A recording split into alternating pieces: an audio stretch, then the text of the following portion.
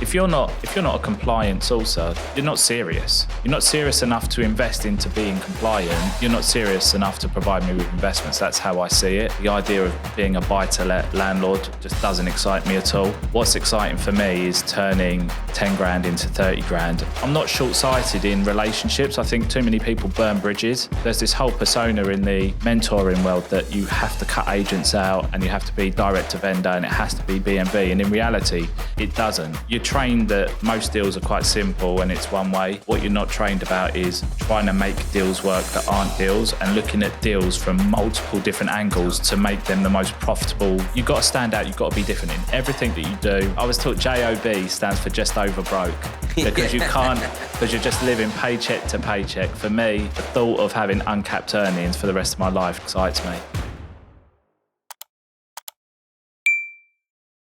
Hello everybody and welcome to another episode of Property People. Today I'm joined by Mr. Paul Stapleton. How are you today, Paul? I'm great, I'm really good. Good to have you with us. Paul is a buy-to-let investor, off-market sales specialist, public speaker, podcaster, event host and educator and mentor.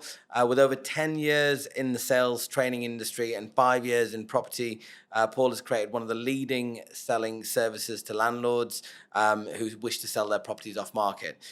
You've also founded Peak Performance, which is fast becoming one of the best and biggest business education and networking events in the country, across London, and bring the best industry experts. I've been to one of those events. It was absolutely buzzing. There's drinks, there's people from all walks of life, and some of the best speakers that are on the circuit at the moment. All into one room, providing invaluable advice, motivation, inspiration, and for all budding entrepreneurs. So it's a real pleasure, and we've had a bit of chance to catch up before. We have. There's huge value, I can tell you, having Paul. Paul's got a lot of experience and done some amazing things over the last 12 months. Before we go into all of that, though, I would like to start with, who were you at school? Did you always know that you'd be in business and in property and doing, running events? Is that kind of something you envisioned? Were you a straight A student? What was school like? Definitely not. So I went to an all boys school. It was quite a rough school, and I was that guy that was the in betweener. So I knew everyone. I knew the rough crowd, but I wasn't in with them. And I knew the geeky crowd. Again, I wasn't in with them. It was just that middle group where we did what we needed to do at school and we had fun and we had a laugh. And I really enjoyed school, not through the education, but it was just a good time. I did okay.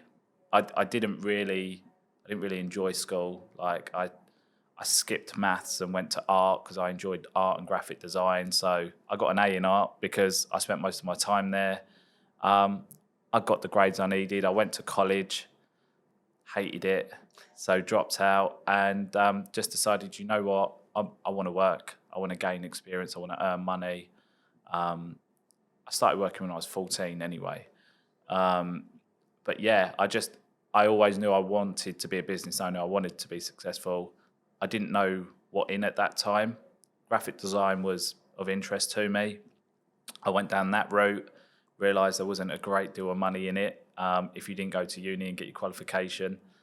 But those skills I self-taught myself, I used today, and I create all my own content and all the stuff at Peak Performance and that. So that lesson has saved us a huge amount of money in what we do within all of our businesses. But yeah, I've always aspired to be successful in business. I've had a lot of people that I've looked up to and thought I'd love to be like them. Some of them we're now kind of in business with and sponsorships and stuff like that. And I'm meeting a lot of the people that I grew up with as sort of like mentors and that. So yeah, it's crazy how the last 15 years have gone, but I've enjoyed the journey, the ups, the downs, and learned a lot. You mentioned 14 years old, you had your first job. What was that? It was on the markets. So I sold men's clothing for someone, Southend, Basildon, and Orpington, which is near Bromley. So full day for 30 quid. Like it was nothing. But again, it was learning what work was. So I'd sacrifice my Saturdays. So my weekends as a youngster, they were non-existent because I didn't go out Friday because I knew I had to be up at 5, and then I'd come home Saturday at 6 o'clock, be absolutely exhausted, and then Sunday was just I need to relax. But I had £30 in my pocket, so it was like, yeah, I've got a bit of money, and you'd save up for like a month in order to go out and buy like a Moschino shirt or some Boy jeans or whatever it was at the time. But again, just good skills. And then my dad owned a restaurant. I moved into working in the restaurant again, sacrifice weekends. So like Friday, Saturday, Sundays were completely occupied. But people skills were just learnt from a young age there. Problem solving, like all the skills that I use now. I think the biggest thing is from like 16, I was able to hold really good conversations with people 3 times my age, which I think even if we look at today's generation, that is something they struggle to have conversations with each other, let alone their parents or their grandparents. So again, I learned a load of valuable skills at a young age. And again, it's just kind of positioned me to where I am now. And when you, what kind of food, or what kind of restaurant was it? It was like a Tex-Mex cocktail restaurant. So what were you doing? Were you a chef? Were you a waiter? Were you? So started off pot washer, as you do, as you do. Which wasn't bad because it's not stressful. You're not cooking and you're not client facing, so it's quite easy, just like earphones in, washing dishes and getting paid. And then I showed an interest in cooking. So cooking's like my absolute passion and escape now. Wow. Like every night I will go home and cook a fresh meal. Wow, really? No matter how busy. Yeah. It's like, it's well known that if I invite you for a barbecue, like you don't eat for 2 days before and you won't eat 2 days after. Like it's a full on I'm looking forward to that invite. Me and my missus are massive foodies. Wicked. Well, yeah, we'll talk. But so then I started doing like the learning the cooking side of it. But it's really stressful and it's hot and it's just, I didn't click with the chef. I think I was too strong-minded, and my dad would go away and then they'd ask me to run front of house, and then I realised I really like being client-facing. So was client-facing for a while, picked up the people skills, had a lot of regulars, people liked me, tips were amazing, took an interest in cocktails, so I went on a few cocktail courses and flaring courses and enjoyed that. And it's just lots of little different skills I picked up on the way. But I think working in that restaurant, so Aaron and I in peak performance, we wear different hats, we have different skill sets. The logistics of not running the event, but organising the event falls on me. And I think it's because that skill set I learned from running a restaurant and planning stuff. Aaron's great doing other things, but that's what makes us a successful team, because we're not treading on each other's toes. Absolutely. We know our roles and what we're good at. He's great in front of a camera. I'm all right, but I prefer him to do it. But I'm great doing the design work, and it's a good partnership. But definitely those early days, they might have been lower grade jobs, but the skills I learnt from that, and also the mindset I learnt from it, especially working hard at a young age. It's grueling working in a restaurant. I've done a little bit of F&B work in the past. It's hours and hours. It really is. But again, I looked at it as a commission-based role, because the harder I worked, the more money I made. Like, yeah, you get the basic wage, but for me, the wage was never in my mind. It was always give everyone a good service and I'll get paid for that service. And we would get tipped really well, especially at Christmas. And I think that's why I've never been in a waged role. I've always been commission based, because I just love being in control of how much I can earn and having uncapped potential. Yeah, absolutely. The incentive to work harder, there's, if I do more, I'm going to get more out of it. I mean, if it's your mindset that I'm going to give these guys a great experience, they're going to tell their friend, they're going to come back, the place is going to be busier, and then the more people that are eating, the more tips can come my way. Yeah. That is a very, very good way of doing it. And it sounds like a lot of retail, kind of front-facing. Market trader is one of the... Yeah, sales. Exactly. I think those are super important skill sets if you want to be good at business. And would you say that you're naturally introverted or extroverted? Do you ever think about that? Again, I think I'm an in-betweener. I really do, because I do like keeping myself to myself, and I am very different to other people. Like, I don't drink really, like rarely, maybe once a month, and that will be like a couple of beers. Yeah. So I can easily go out with a group of people getting smashed and still have a really good time being what everyone calls the boring one. But then when I wake up in the morning and I remember how good the evening was, everyone's in bed with a headache. So it's that. But then like I get on well with everyone. I'm not fussy about who I network with and stuff like that. I'll talk to anyone. I'll talk to everyone. I'll help everyone. So I wouldn't label myself as either. Again, I think I'm that in between in both. Sometimes that's a good place to be with, where you get a bit of balance and you can kind of play both sides. Yeah. And I was reading this thing it's quite a few years ago now, Epicurus' Guide to Happiness, which is basically you have moments of solitude where you can go away, collect your thoughts, but you're also able to hang out with other people and share friendship time and problems and solutions. And the third one was being self-sustainable. Yeah. Which brings me to my next question. Where did the whole property thing come into it? Because you're thinking about graphic design, you work in a restaurant, market trader. Why and how property? So just going back a bit further. So I started off in sales. I went into some sales roles, and I got the absolute, and I say this word lightly, the horn for sales. It's one of those. It's like when you go to your first personal development event and you just get sucked, and you're like, oh my God, this is amazing. But when I started learning sales, I was like, this is unreal, because this is such a transferable skill that I can use when I go out for a meal. I can see what I can get for free. And like, it was something that we used, like the group that I was in, we were all learning sales. And it was almost a common thing that we would go out and we would use the sales skill that we'd learnt that day. And it was good fun. And then I had this passion for property, and I know everyone says it, but Homes Under the Hammer, I just used to love watching that. Because having the restaurant, we never used to start until like 11 o'clock. So that was about the only daytime TV I would watch while I was getting ready. But I knew that the idea of being an estate agent or a letting agent just really did not suit me. And it took me a long time to think about the route or even identify the route in property that I wanted to go down. And I just remember I was in the gym and this advert came on, and I really wish I knew who it was and what the advert was. It's got to be 10 years ago now, and it's all about investing in property with other people's money. And I thought, wow, you can do that with other people's money. And I started looking into it more. And at that time, I was doing sales recruitment. So we were. What year was this? How long ago? So it would have been 8 years ago, 9 years ago. And I was doing sales recruitment. We were recruiting and training people. So I was a sales trainer back then. I've done that for like 15 years.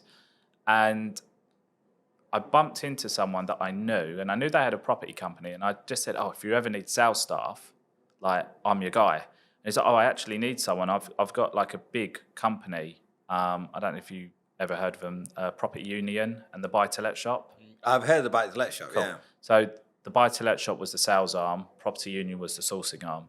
And they had a team of 8 sourcers, and they were looking for a manager to come in and manage that team. And the more he told me about the role, because I hated recruitment, people just would not turn up.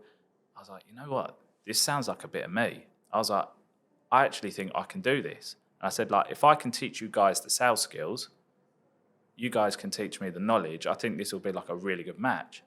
And it's just like, you know what, sod it, let's do it. Interesting. So I was cool. So we went in there, and it was really, really good. I learned so much. My first entry level into property was like the stuff that people dream of doing. It was fractional sales title splits.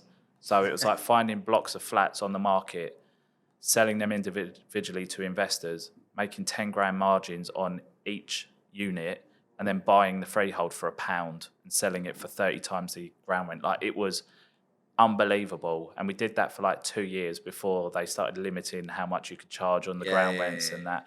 And then we adapted and we started doing other things, supported living. So I've invested into property in respect that I've done stuff like assisted sales, things like that.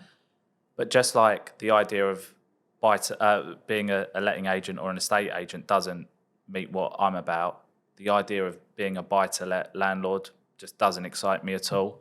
I'm on the go all the time. And what's exciting for me is turning 10 grand into 30 grand and doing that with that same pot of cash 3 times, 4 times in a year. So the assisted sale model is how I've invested into property. Right. To stick 30 grand into a 100 grand property and net, I don't know, 2 grand a year out of it, if it's 100% occupied and the roof doesn't need replacing, just like, 2 grand with Didn't 30 get you grand. excited enough. No, like my very first assisted sale that I did was a house that was an E-rated EPC, and it just would not sell, couldn't get a mortgage. She kept dropping the price, and I got the price right down to 132, I think it was. And we went in there, we got a price for it, for the boiler and the thermostat. Some piping needed changing, water tank needed changing. Was she living there at the time? Tenanted. Tenanted. And I think 7.5 grand was the quote. And then I went to the local agent. I was like, what can we get if it's a C rated and we just give it a lick of paint as well? It was like 165.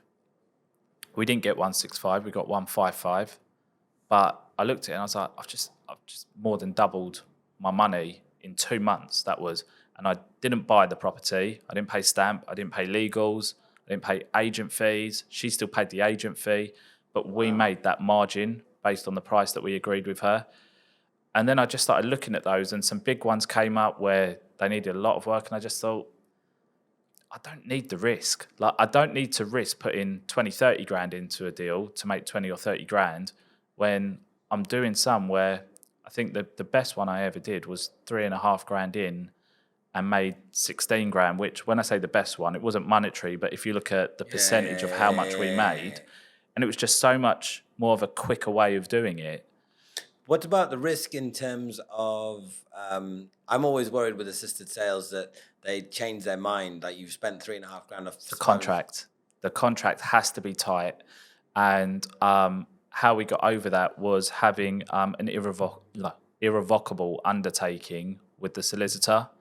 So what that basically does is the vendor has to agree to it with the solicitor that they agree to the agreement that they've signed, and then the solicitor is then undertaking that liability of paying us. So it almost becomes like a second charge. So when the money comes in, mortgage is paid, then we are paid, and then the owner was paid.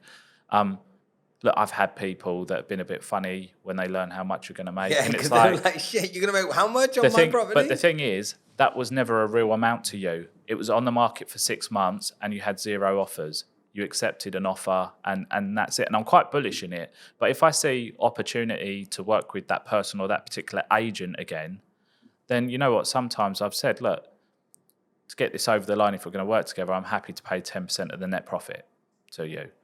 Because I'm not to help I'm not short-sighted in relationships. I think too many people burn bridges.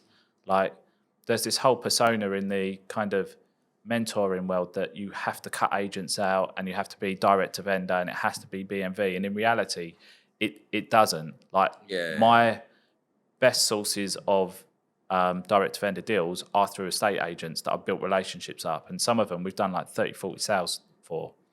And if you cut them out and they find out, you may have won in respect to you've got one direct to vendor deal, but that vendor may only ever be good for one deal. Whereas an agent can be a lifetime of deals for you. Exactly. Don't bite the hand that feeds you, basically. Seriously, it's definitely a mentality thing that I see. I mean, look, I go to education events just to see what's going on.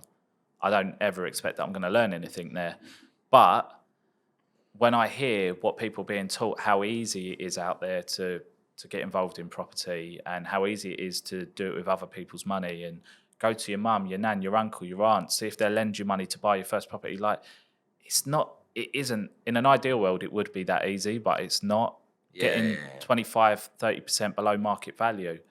You're only typically getting that because there's some serious stuff wrong with a property. You cannot necessarily always get a turnkey property 30% below market value unless they are a true motivated seller. So I don't like what goes on in the education world, hence why I've set up my own education program now. And it's one-to-one mentoring, it's not group sessions. And we're going to come to that as well. Just to stay on the property sourcing side of things, So you worked at was it Unicorn Group? It was Property Union. Property Union, Yeah. Which is part of the buy-to-let shop. I actually spoke to them a couple of times because I was looking for deals. This was about 5-6 years ago, Yeah. maybe a bit more, back 2015, 2016, from memory. And they had a lot of marketing. They were all over the place in terms of their marketing. And it was good marketing overall. And they were saying that we get B&B deals. So there was a sourcing arm behind that, which I wasn't aware of. That was us, Property Union. Right. Yeah. Okay. And then they were feeding it to these people, saying, right, we're going to sell these on for a fee. I had a look at them. Those deals, they were reasonable. They weren't kind of stuff that I was looking for at the time, so I didn't do anything with them. But that been quite, I guess, for you, informative in terms of the next step that you took in your career? That's where I learned everything. Yeah. So prior to starting there, my knowledge on property was what I saw on Homes Under the Hammer and a few things like that. It was almost like an apprenticeship. So I've never done any formal education. It's been, like you said, learning on the job. You said about the podcasting, just learning, make mistakes, learn from it. Every podcast, you improve it and stuff like that. I learned so many. The thing is, you're trained that most deals are quite simple and it's one way. But what you're not trained about is trying to make deals work that aren't deals and looking at deals from multiple different angles to make them the most profitable deal. And what I learned at the Property Union was that this whole 2.5% upfront fee that most people do, or $3,000, $5,000 sourcing fee, I've never done that in my life. I was taught this strategy that I teach now that most people haven't heard of called overage. And our fees were never below 10 grand. And like my fees last year, our average fee for selling $125,000 house was 11,500. Wow, you're charging 11,000 to source on a deal for somebody. Yeah. But that fee isn't chargeable to either side. It's a margin that we make from the negotiated price with the vendor and the negotiated price with the buyer. So you're happy paying 125 because the deal stacks for you. We've done a good job and we've negotiated that for 110. So there's a 15 grand margin. Now, at the start, there's 15 grand. And sometimes we don't always get 15 because it might get downvalued by 5 and we have to agree on 120. Yeah. But we still make 10 grand. Like 10 grand is usually the bottom margin that we look for. We've done something like 7.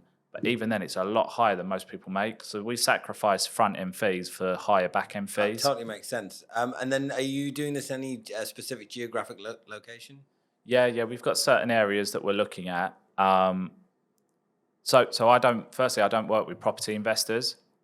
From that set up, the Property Union buy-to-let shop, property investors were just hassle. Because they know more than you. They've been on a course. I think that's probably the reason why I didn't end up doing it for some reason. I was probably one of those ones. Well, it's like they pull these, and this doesn't go for everyone, but my experience is they pull these comparables out that aren't comparables to justify the offer that they want to put forward when the way that we assess deals are exactly how a surveyor is looking at it through their eyes. So quarter of a mile, last 6 months, an immediate comparable like for like. Like that's how we value deals.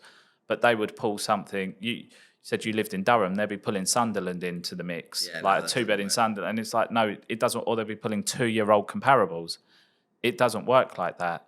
Absolutely. And I just had and a better deal would come along just before we exchanged, and then they would pull out. And so I took. It must be 4 years ago now. I decided I was going to take the whole of the summer off. I took 6 weeks off. I played a lot of golf. And I rebranded the business, and I just thought long and hard about what direction I wanted to take it down. And I went to lots of networking events outside of my industry, which is something I recommend to everyone. Go to events outside of your industry because you're not in a room of your competition, and that's where you're going to find those unicorns. And I went to a really boring event, really boring.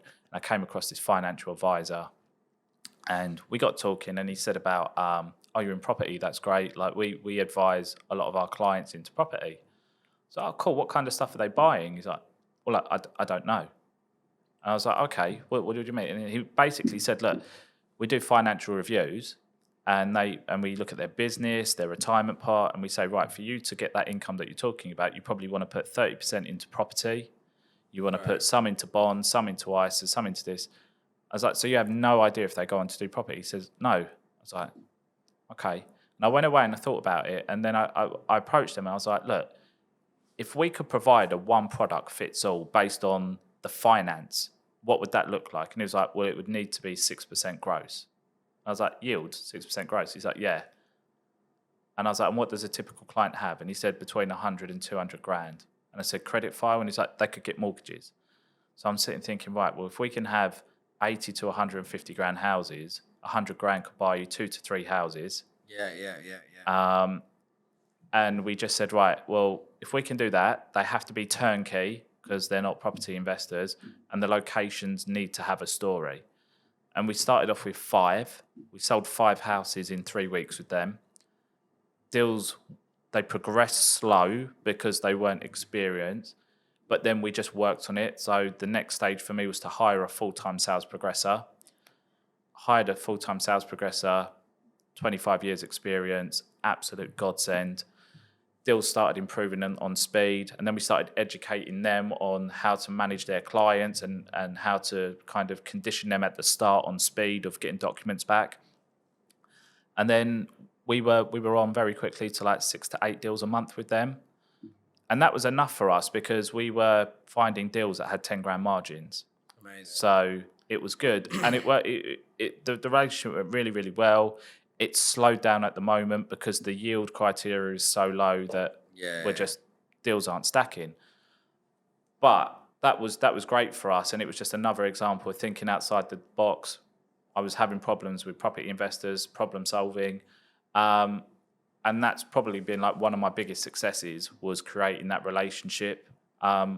We have multiple relationships now with different financial advisors, and it's been great. And the interesting thing is, so I've spoken to a number of people, especially in the education space, and there's different strategies that you can do. And some of the lower entry stuff where you don't need so much of your own money is either rent to rent and typically property sourcing. Yeah. And different people I speak to have different perspectives. And some people say, well, a property sourcer is just an estate agent because they're going to a seller, they're negotiating something, negotiating the sale for them in some capacity. So are they not just estate agents? But from the sounds of what you're doing, very different. You're doing it very differently because you're not actually saying, I'm going to market your property, I'm going to go find you a buyer. You're saying, I'm going to add. How are you doing it? I think it's in the name. So an estate, in my opinion, estate agent. So when I do training, the first thing we cover is the chicken or egg. What comes first, the investor or the property? The money or the deal? Exactly. Now, neither way is right or wrong. It's whatever works for you. But how I see the chicken or egg is sourcing the property, getting the property first and finding an investor is what an estate agent does or a buyer. So they find a property, they whack it on Rightmove, they cast this big net out, and then they look to see what they pull in. If you look at what a sourcer does, a sourcer sources based on a criteria from an investor. So you tell me you're looking for 2-bedroom houses that could be converted into 3 beds in Durham. I go out and physically source that. So I see it as a completely different service. So when I train, it's kind of like, who are you? Do you have an investor base that you can already call upon and then go out and find properties? Or do you not have an investor database, but you have properties? So you're going to be that guy who goes out with properties and markets it to the world, but in reality, not really know who you're selling to because you haven't had those conversations before. So I don't believe either is right or wrong, but my preferred is that you have the investor base first and then you find properties. So you've got a pool of money, you kind of know what the appetite is, and then you can go and target wherever that might be able to uncover.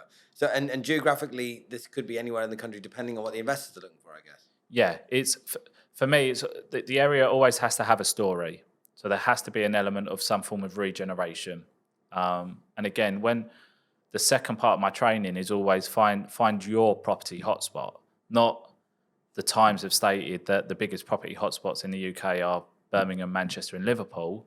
Well, those facts and figures are based on the last 2 years, so the money's already been made. It's like saying now's a good time to invest into Uber.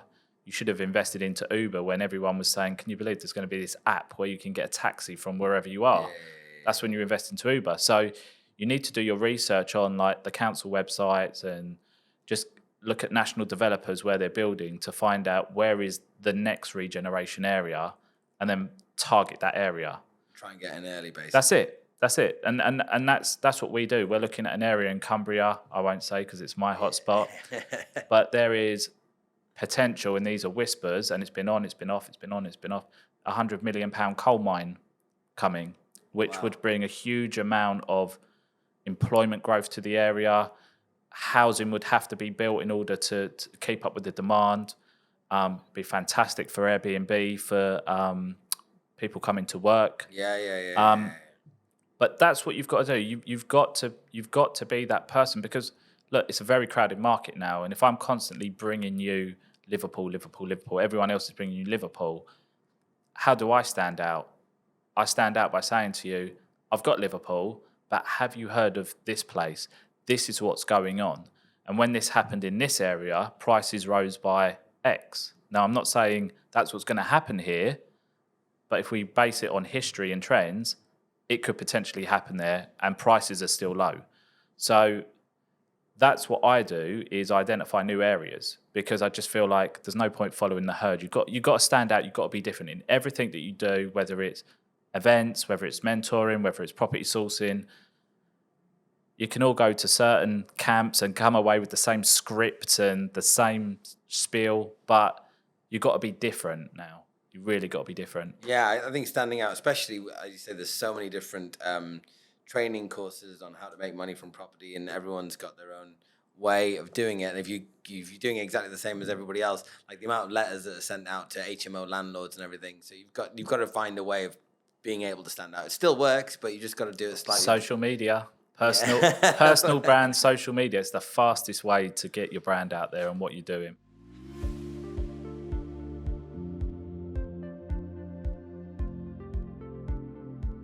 This episode is sponsored by the PLMD Group. PLMD Group is made up of the PLMD Development, PLMD Estate Management, and PLMD Capital, providing expertise in real estate development combined with asset management. With more than 70 build-to-rent properties and £20 million of assets under management, PLMD's extensive knowledge of local planning policies have resulted in a strong track record, turning liabilities into valuable assets. The group delivers value through a fusion of experience, innovative design, imagination, hands-on management, and sustainable resources. To find out more about PLMD and the services they offer, head to plmdgroup.co.uk.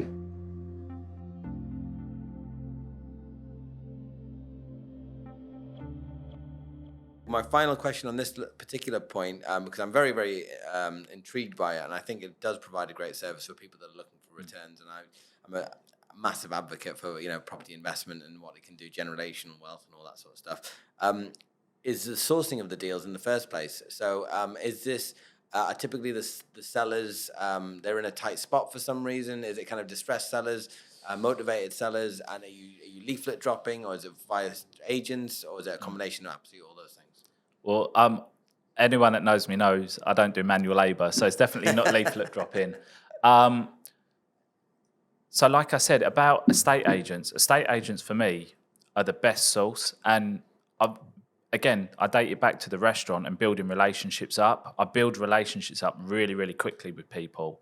And I think my sales skills allow me to identify how to work with you, and asking the right questions allows me to understand why you're looking to sell and stuff like that. So I'm quite good at reading people very, very quickly and then knowing what way to direct the conversation. And one thing I tend to do with estate agents is understand what their biggest problems are right now.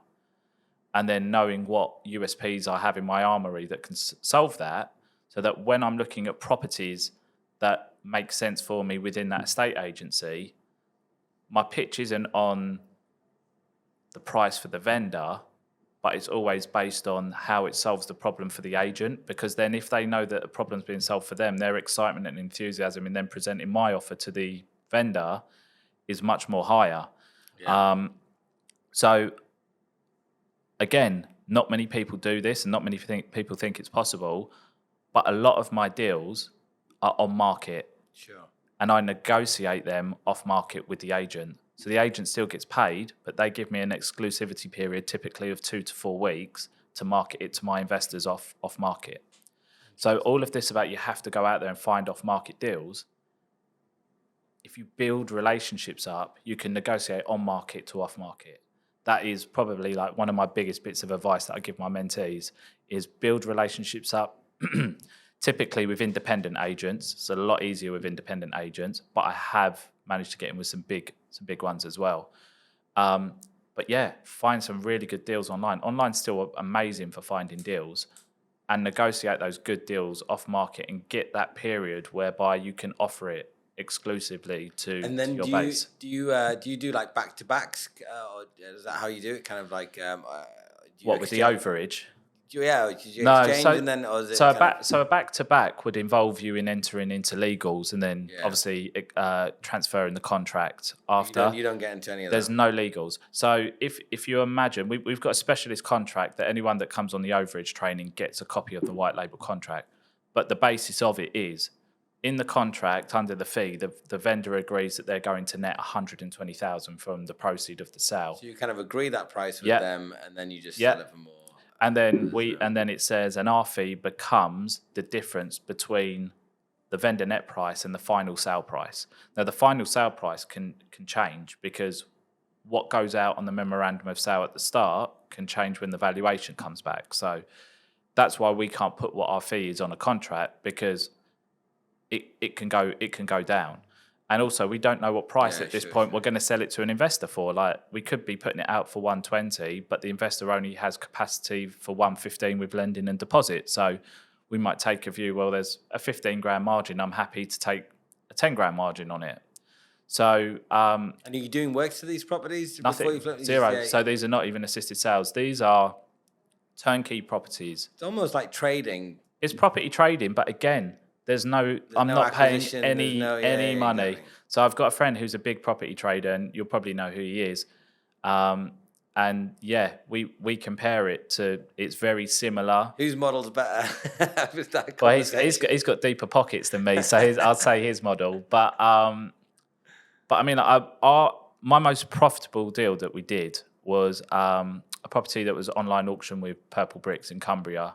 It was up for offers over, like, guide price of 50 grand. Didn't need any works doing to it. And the great thing about Purple Bricks is if you download the app, you can book a viewing, and then that puts you straight into a conversation with the vendor. Yeah, direct. And then you just delete that viewing after.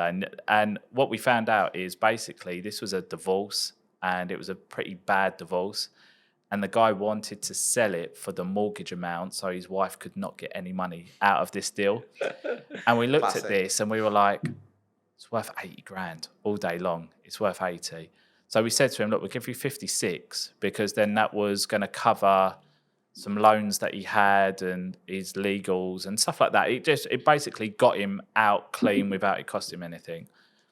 And we sold it for 80 and we made 24 grand. Which was basically like nearly a 50% fee.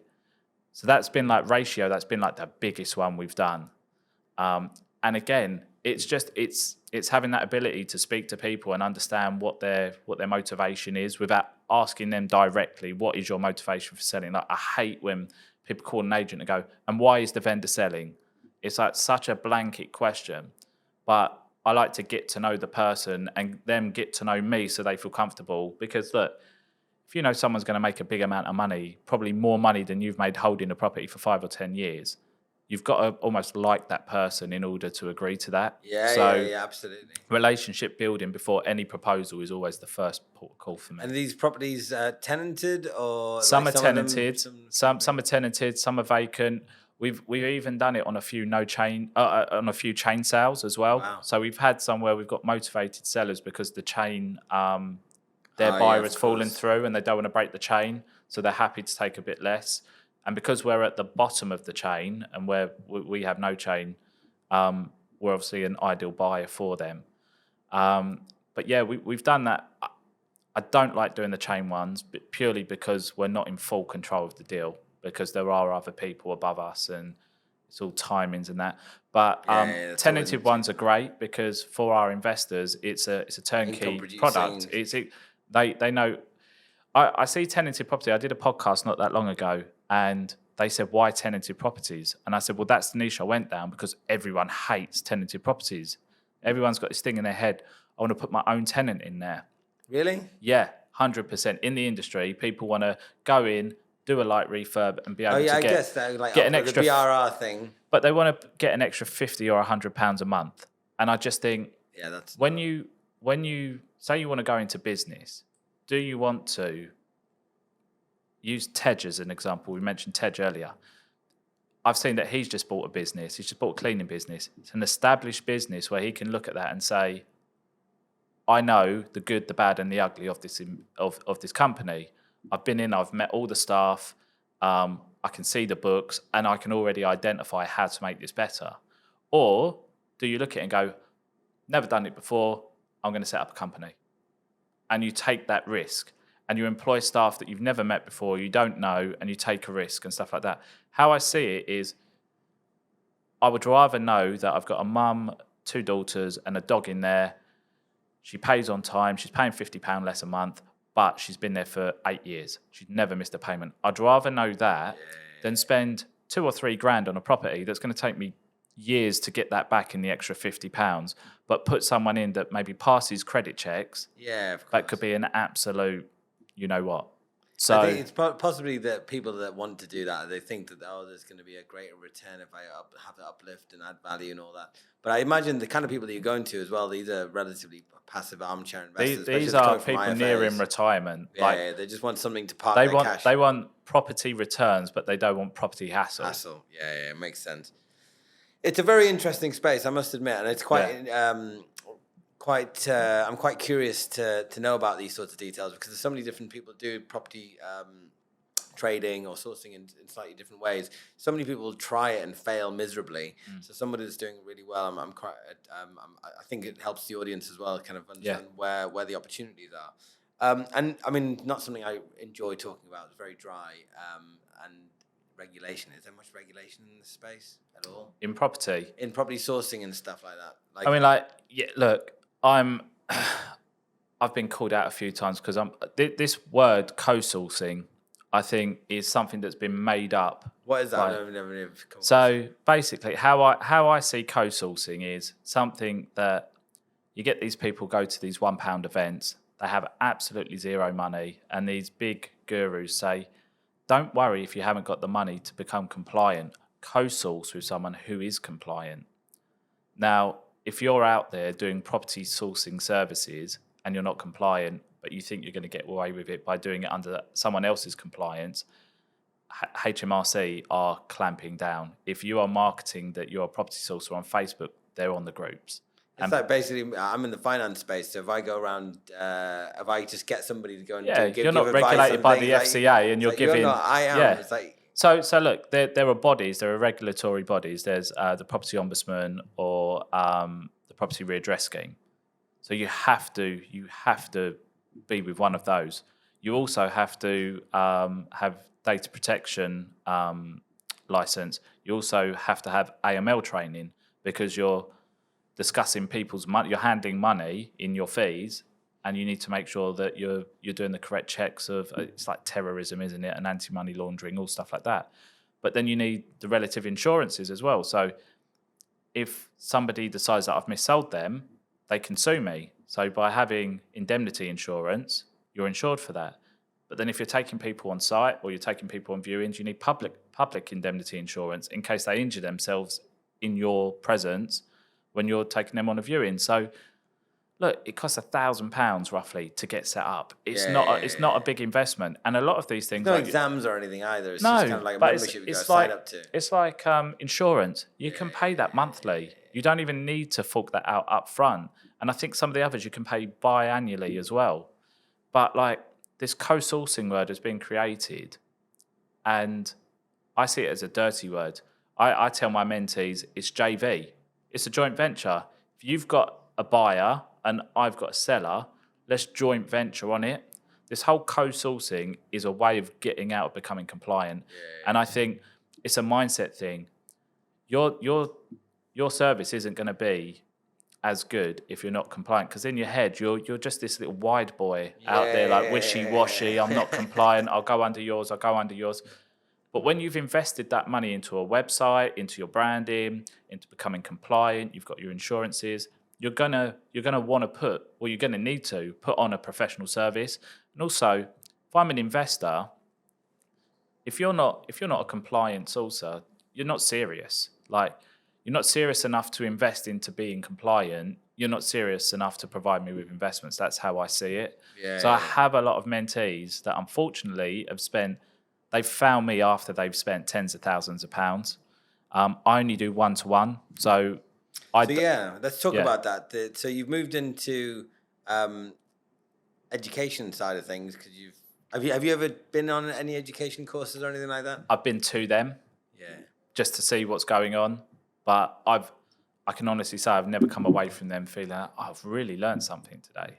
So now you've decided to step into that space and you're doing the one-to-one thing. Why have you decided to go down that route and not getting classrooms put together and that sort of thing?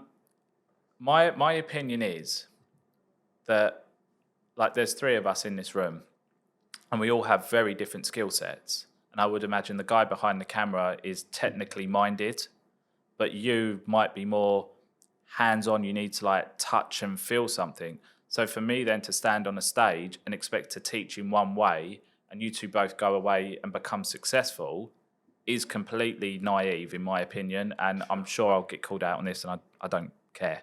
But for me, I think you need to understand the person that you're working with, and we can teach you the same skills, but it needs to be tailored to you. And look, everyone learns at a different pace. So for instance, most of my mentees book a 4 or a 10-hour package with me, and they bank those hours and they use them however they want. So for some of them, they work fast and they apply fast. 10 hours get swallowed up in 1 month. For others, they've got 4 hours, and those 4, they've looked at it as 4 1-hour sessions. They've only used 3 sessions in 2 months. Everyone learns differently. For some people, this might be a side hustle. You have a full-time job, so you can't go away tomorrow and implement what we've gone through today. And I just believe in, if I'm gonna help people, that's how I see it. I'm helping people. This isn't my main income stream. Like with peak performance, it's a passion project for me, and I just see it as, I would rather have 20 mentees all becoming successful than have 200 people in a room and not really care what happens after.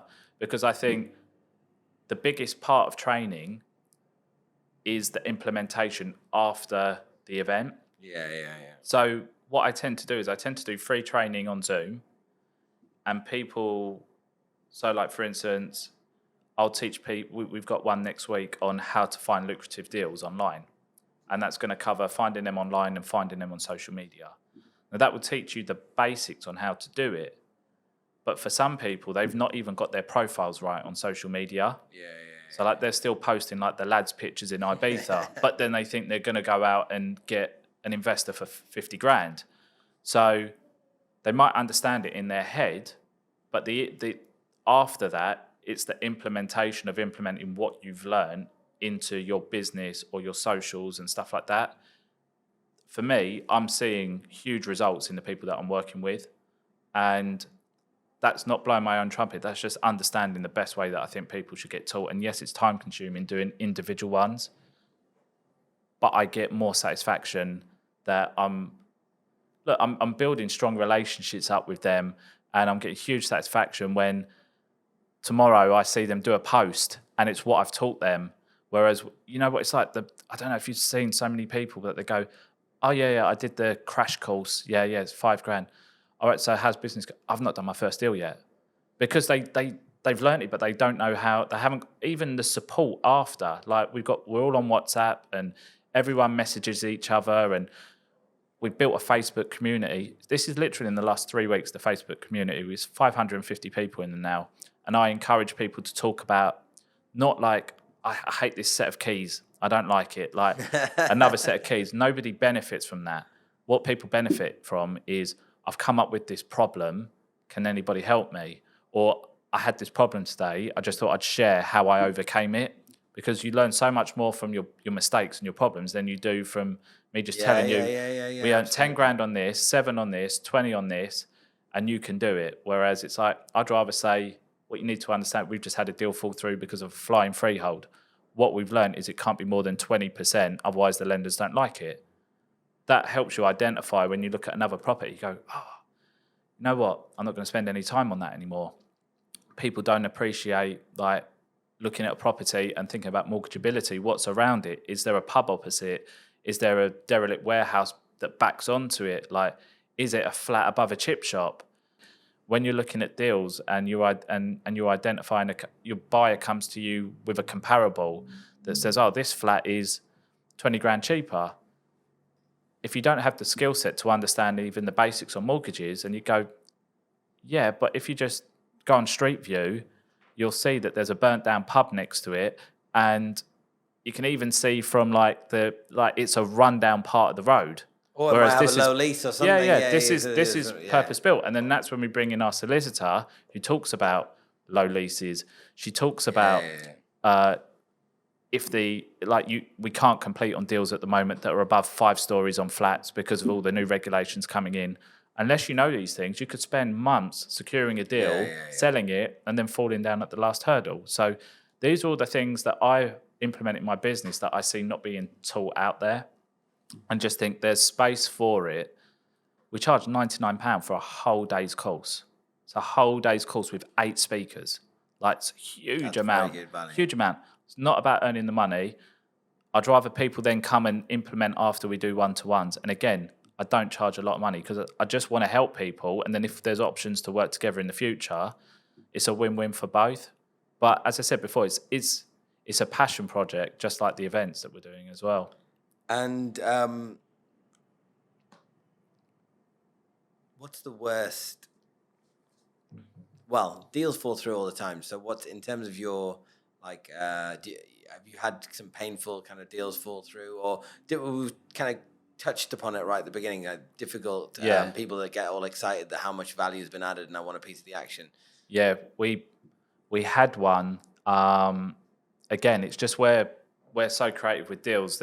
We saw this flat for sale in Rock Ferry, which is like Wirral way, and it was a masonette, and it came with the freehold. So the ground floor flat had been sold off on a lease like 5-10 years ago, and what was for sale was the upper floor flat and the freehold of the house, but then it had a lot of land at the front, it had a side driveway, and round the back it had 4 garages.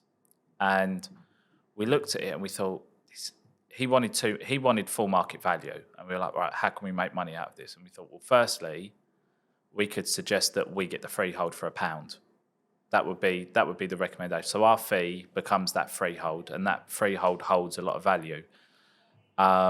And we decided we wanted to do it on an option agreement, because what we wanted to do was get planning gain by knocking down the garages and seeing what we could put on there. Like if it was a block of 4 flats or a house or something, there was enough room.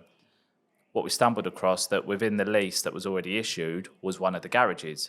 So then we came up with a solution that, well, the front was so big, it was enough room for us to do a driveway and create a garage, a much nicer garage because it was a bit crap, for that person who already owned it. So they agreed to it.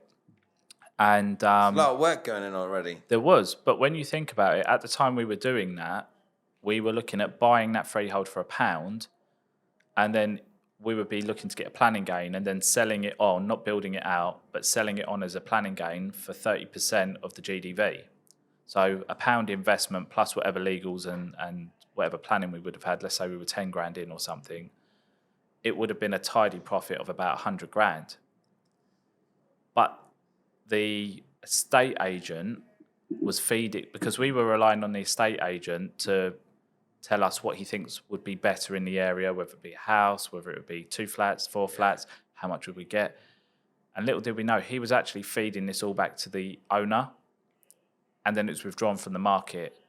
Roll on 6 months, planning application submitted and approved for 6 flats. So kind of learnt from that that sometimes the best thing to do is go to a different estate agent for the due diligence. But that was part of our sale with him. It was that if you can get us this deal, we can then give you it back for you to sell, so you can make double commission. So he shot himself in the foot, but he also shot us in the foot as well.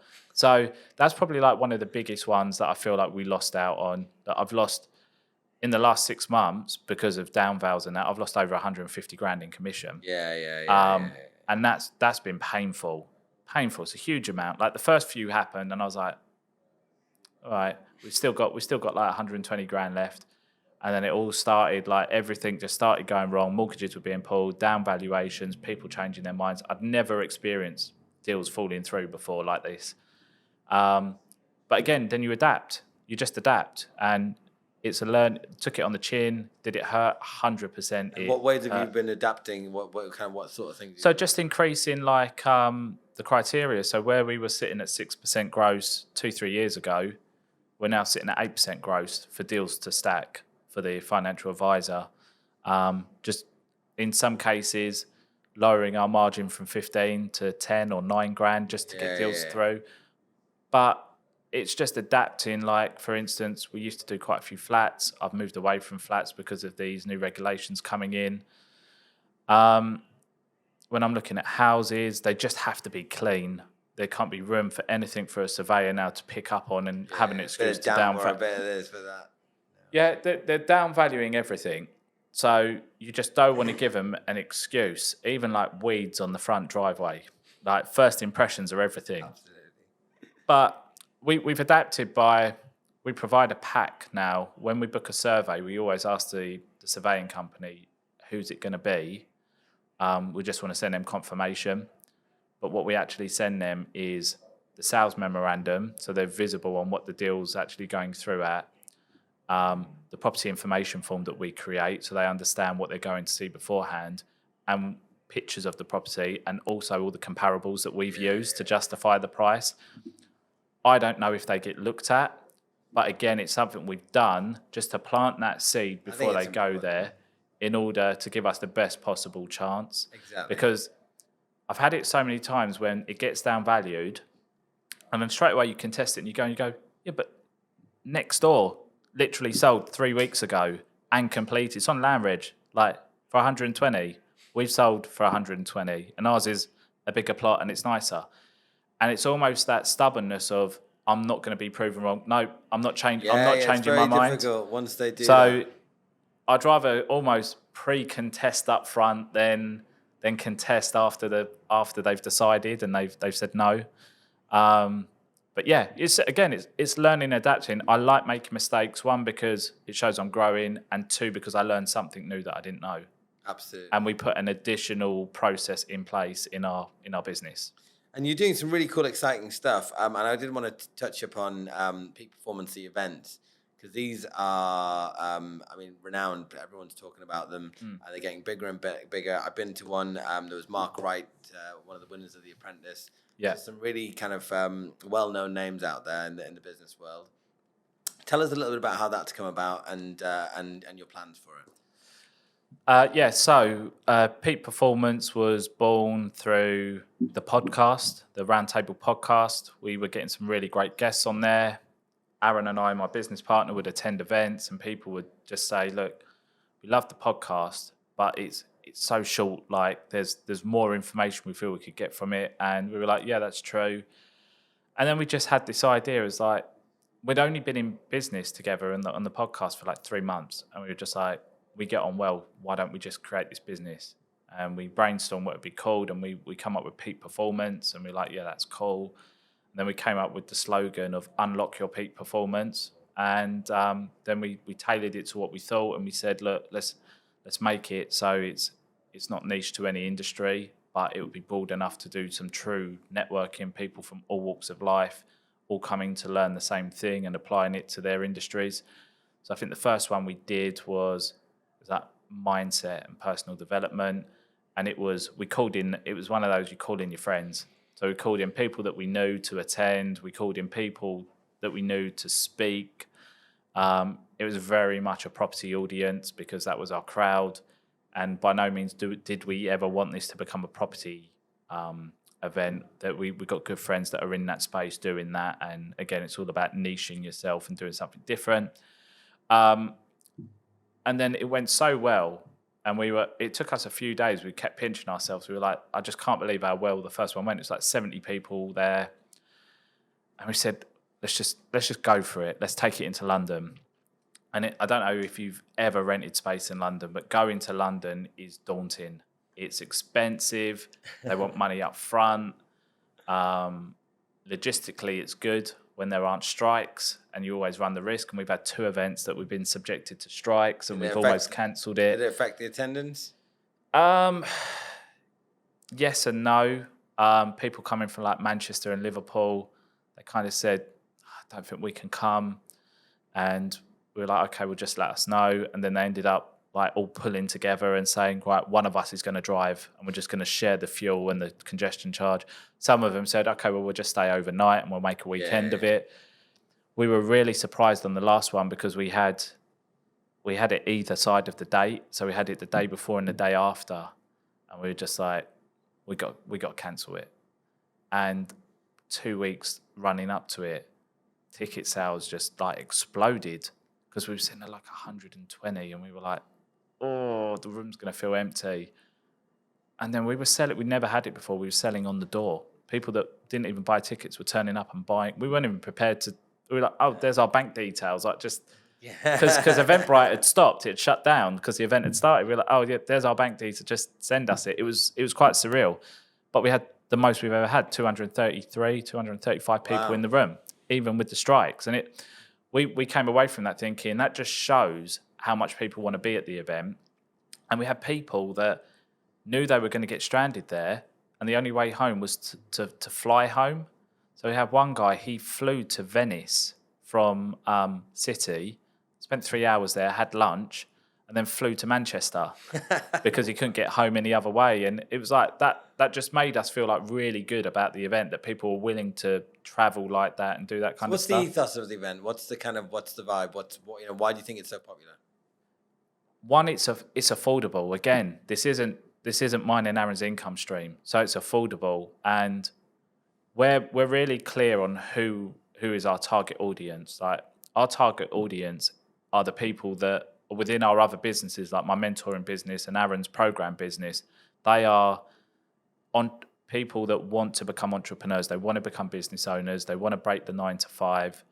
They want to start a business, but they don't have the right network around them. And for them to go into business, their group of friends would probably put them down.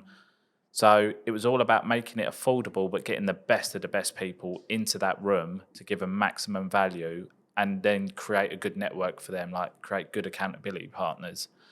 And you know what? We could charge £200-300 a ticket with the speakers we have and still pack it out, but they just wouldn't be the people that we could go on and do business with after. Who's your favourite speaker that you've had so far? Energy was Rob Moore. Rob Moore had the crowd up and down. It was brilliant. Last event, we had Jade Beeson. She's like a viral YouTube and Instagrammer, and someone who's really interested in social media. What I took away, the advice that she gave, I think people would pay thousands of pounds on a course for. Really enjoyed that. The thing is, we don't get people on that we're not going to enjoy. Like, there has to be that we have to know them and we have to like them. So most people that come on are people that Aaron and I have followed for a long time on social media, and we understand the journey they've come on because we want to make sure that our audience relates to them. Of course. And it's the same with like our sponsors. We have sponsors in the room around the area, and they obviously contribute to the event. But the sponsors have to be in line with that theme of the event as well. Like, every event is different. What we want our sponsors to get like real value out of the money that they've invested, that there's real business to be done. But more importantly, like, we just want our audience to not feel like, why is there, I don't know, like, this is a social media event. Why is there a company that provides, I don't know. Cleaning carpets. Cleaning carpet. Yeah. Like, something like that. Like, it's a bit disjointed. So, like, right now we're raising sponsorship for the next event. What's the next event? It's how to build a 7-figure business. That's a good title. So I think there's a better title. That's just how I remember it. It's like the sales accelerator, something sexy like that. But it's all about building a 7-figure brand. You don't even need to have a business yet, but we're taking them from what you need to do from birth all the way through to if you're at 5 or 6 figures to scale it to 7. We're announcing speakers next week. I'm really excited. We got 2 confirmed and we're 80% with the 3rd. And this will be the biggest one so far. So we're looking for sponsors that fit that bill. So we almost like reverse engineer. We're like, who would benefit from being in that room, and who would our audience benefit? Like, so we're looking at apps, like the apps that would help business owners and entrepreneurs and stuff like that, or services that would help and stuff like that. So we're out there now talking to people to get the sponsorship for it. But it's so thought through what we do. Very thought through. I mean, one of the things I've noticed from speaking to you before the podcast started, we had a kind of lengthy discussion, and now is that you really understand sales and people, and also marketing as well. You've gone into a lot of depth on how to capture people's attention, but more so encapsulating all that, because that only gets you so far. You've been able to actually nail down the operations, which is something we even started talking about before. Logistics are everything. To be able to actually deliver and execute on these experiences that people are getting, whether it be on the education, whether it be on the sourcing, or whether it be in the events. It's been eye-opening spending some time with you, Paul. I think if we had another hour or 2 or 3, we'd spend it going into a lot more detail, because I know you've got a lot more opinions about a lot of different things. Part 2 pending. Yeah, part 2 pending for sure. I would love to spend more time with you. The couple of quick questions I want to kind of wrap up on. What's the best piece of advice you've ever been given? Not the most original advice that I would give, or been given? Been given. Been given. Okay. I would say, from a sales background, it is that a sale is a transfer of enthusiasm. So you've got to be enthusiastic about the product that you're selling or the service, because if you're not excited and enthusiastic about it, you can't then get the prospect excited. So that's definitely like one thing I've been taught.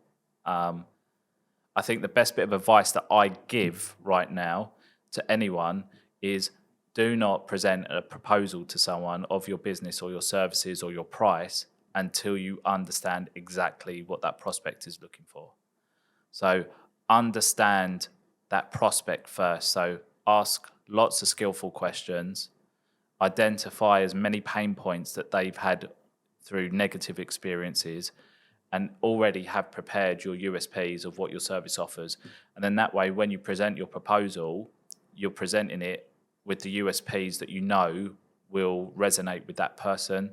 I think too many people go down the route of what they think that person would like, but without asking them, you could potentially burn that lead.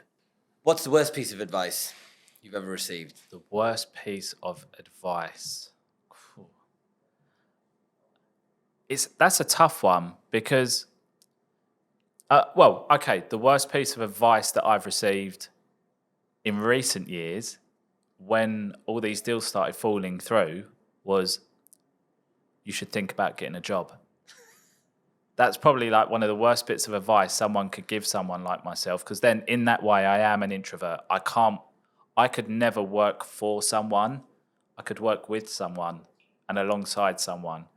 But you put me into a corporate role in a corporate job, that's how you'll see a flower just die, like wither and die. It wouldn't work for me. So yeah, family all telling me, you can't lose all this money. Like, it's time you go and get a job. The time has come. There is no time. There is no time ever to go and get a job for me. Like, I was taught JOB stands for just over broke, because you can't, because you're just living paycheck to paycheck. For me, the thought of having uncapped earnings for the rest of my life just excites me. Knowing whatever I put into whatever I do, I'm in control of how much I can earn. And that is an inspirational end that we will conclude upon. Thank you so much for joining us, Paul. Thanks for having me. We'll have you back another time. Cool.